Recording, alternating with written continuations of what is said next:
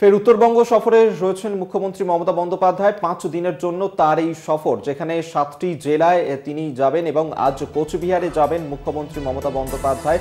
সরকারি পরিষেবা প্রদান অনুষ্ঠান রয়েছে, সেই সরকারি পরিষেবা প্রদান অনুষ্ঠানে যোগ দেবেন।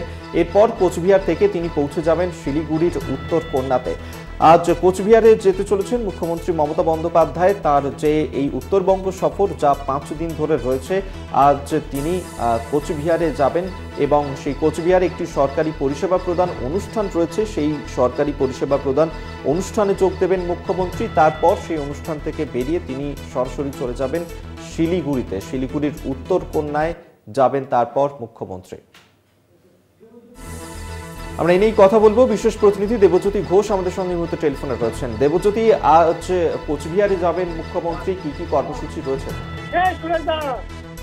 দেখো, 6 দিনের উত্তরবঙ্গ সফরে মুখ্যমন্ত্রী মমতা বন্দ্যোপাধ্যায় তিনি আজকে বেশ কয়েকটি সভা করবেন এবং অত্যন্ত গুরুত্বপূর্ণ সামনে লোকসভা নির্বাচন। সেই লোকসভা নির্বাচনের আগে তৃণমূল কংগ্রেস তাদের যে উত্তরবঙ্গে তাদের সংগঠনকে চাঙ্গা করতেই যেমন বেশ কিছু প্রক্রিয়া নিয়েছেন, তেমনি কিন্তু প্রশাসনিকভাবে কাজকর্মগুলোকে তৃণমূল নেত্রী তথা রাজ্যের মুখ্যমন্ত্রী এগিয়ে নিয়ে যেতে চাইছেন এবং সেই মতোই হাসিমারা শিলিগুড়ির বিভিন্ন জায়গায় তার প্রোগ্রাম রয়েছে এবং কোচবিহারেও তার একটি অনুষ্ঠান রয়েছে। সেই জায়গাতে মমতা বন্দ্যোপাধ্যায়ের এবারের উত্তরবঙ্গ সফর অত্যন্ত রাজনৈতিকভাবে তাৎপর্যপূর্ণ।